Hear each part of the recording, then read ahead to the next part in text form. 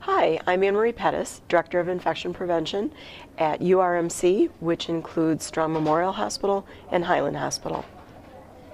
Handshakes are getting a lot of attention locally and nationally, and the reason for that is because of the pandemic flu, and prior to that SARS.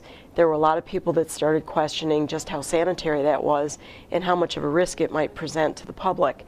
What we want to do is go back and remember the basics, which are good hand hygiene at all times.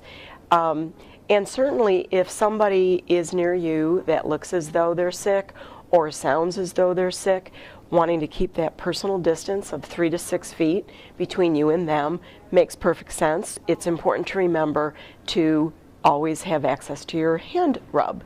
However, perhaps even more important than that, because we know that the hand rub might not always be readily available, would be to remember you want to get away from the habit of putting your fingers in your eyes or in your mouth or in your nose, because that's really the way that the germs get spread from that last person via the handshake to yourself. It's not enough for it just to be on your hands. It has to get into one of your mucous membranes. So one of the most common questions that I get is there a right way to use alcohol-based hand rub or a right way to wash your hands? And of course the answer is yes, there is. It really isn't just a lick and a promise. It really takes between 15 to 20 seconds at least in order to, with soap and water, be effective.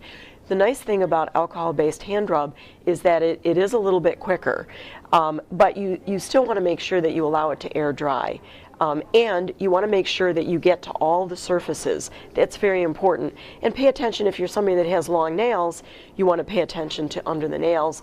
You also want to pay attention to around your jewelry, because that's where the germs are going to love to hang out.